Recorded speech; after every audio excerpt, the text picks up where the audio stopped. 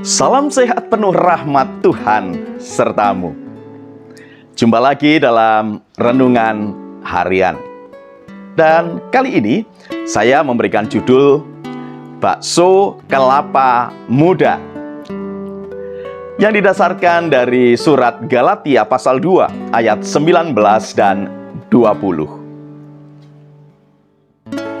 Sebab aku telah mati oleh hukum Taurat untuk hukum Taurat, supaya aku hidup untuk Allah. Aku telah disalibkan dengan Kristus, namun aku hidup. Tetapi bukan lagi aku sendiri yang hidup, melainkan Kristus yang hidup di dalam aku. Dan hidupku yang kuhidupi sekarang di dalam daging adalah hidup oleh iman dalam Anak Allah yang telah mengasihi aku dan menyerahkan dirinya untuk aku. Saudaraku, mungkin Anda bingung dengan judul renungan ini. Atau mungkin Anda juga bertanya-tanya, apa yang dimaksud dengan bakso kelapa muda? Ya, pada awalnya saya juga bingung sekaligus penasaran dengan satu menu makanan ini. Ya, pada umumnya orang akan menyebut dengan bakso sapi, bakso ikan, bakso babi untuk menunjuk pada jenis daging yang digunakan sebagai material dasarnya. Bagaimana dengan bakso kelapa muda? Nah, daripada saya terus bingung dan penasaran, maka saya dan keluarga sengaja datang ke warung bakso kelapa muda tersebut. Dan inilah gambaran dari bakso kelapa muda ini, yaitu bila pada umumnya bakso dihidangkan dengan mangkok, maka bakso kelapa muda ini dihidangkan dengan batok kelapa muda utuh, tentu minus air kelapanya. Bila pada umumnya bakso menggunakan bakmi putih atau bakmi kuning, maka bakso kelapa muda ini menggunakan kelapa muda yang diserut memanjang menyerupai bakmi. Butiran bakso tetap sama seperti pada umumnya, yaitu dibuat dari campuran daging dan tepung yang dibentuk bulat kecil atau bulat sedang. Soal rasanya, ya rasanya pun mirip seperti bakso pada umumnya. Hanya saja ada sensasi rasa gurih kelapa muda yang khas. Sehingga menurut kami, rasanya yang muncul ini cukup unik di mulut dan lidah. Melihat bakso kelapa muda ini, kita dapat melihat adanya keberanian untuk berubah atau berkembang melalui inovasi.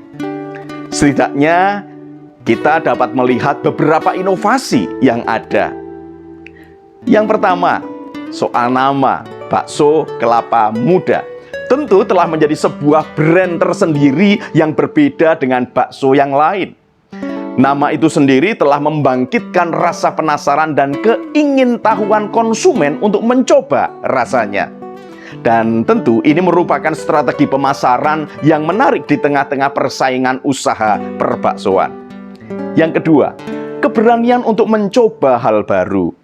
Si penjual berani mencoba untuk menggabungkan dua entitas yang berbeda yang biasanya disajikan secara terpisah. Saya tidak tahu sudah berapa lama upaya uji coba menggabungkan menu bakso dan kelapa muda ini dilakukan oleh si penjual. Akan tetapi, bila akhirnya tercipta bakso kelapa muda, tentulah ini membuktikan sebuah upaya pantang menyerah hingga tercipta sebuah menu yang baru. Ketiga, adanya keuntungan ganda. Hanya dengan memesan sebuah menu makanan, maka pembeli akan membayar ganda, yaitu untuk kelapa muda dan bakso, sehingga nilai jual dari kedua entitas itu menjadi lebih tinggi. Di tengah-tengah persaingan usaha, tentu inovasi selalu dibutuhkan, sehingga produk yang dihasilkan memiliki nilai jual dan daya saing lebih tinggi. Namun, bila terjebak pada kebiasaan atau juga kemapanan tanpa perubahan, tentu lambat laun akan ditinggalkan. Bakso Kelapa Muda mengajak kita untuk menyadari bahwa kehidupan ini penuh dengan tantangan, sehingga mesti berani untuk berakselerasi. Di tengah-tengah kehidupan iman, kita juga mengalami berbagai macam tantangan yang nyata. Apabila kita tidak bertumbuh dan berakselerasi di dalam iman, tentu kita akan mudah sekali untuk dihancurkan. Kuasa gelap selalu melakukan inovasinya tersendiri agar dapat menjerat kembali kita, anak-anak Tuhan, ke dalam rengkuhannya. Oleh karena itu, tetap memegang Kristus menjadi strategi utamanya. Paulus di dalam nasihatnya mengatakan, "Sebab aku telah mati oleh hukum Taurat, untuk hukum Taurat, supaya aku hidup untuk Allah. Aku telah disalibkan dengan Kristus, namun aku hidup. Tetapi bukan lagi aku sendiri yang hidup, melainkan Kristus yang hidup di dalam aku. Dan hidupku yang kuhidupi sekarang di dalam daging, adalah hidup oleh iman dalam Anak Allah yang telah mengasihi aku dan menyerahkan dirinya untuk aku."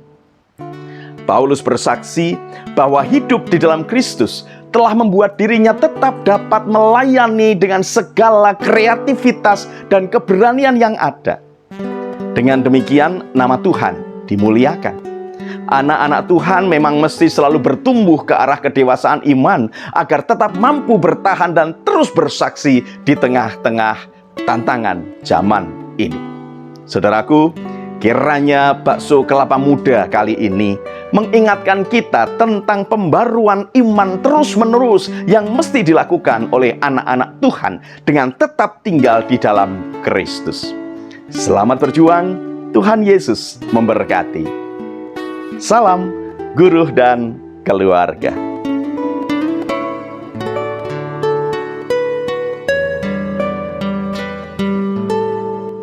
Saudaraku, mari kita berdoa.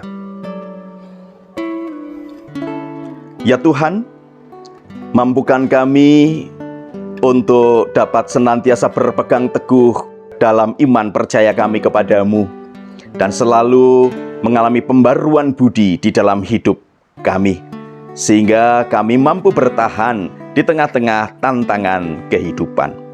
Kiranya Roh Kudus memampukan kami. Terima kasih Tuhan Yesus. Amin.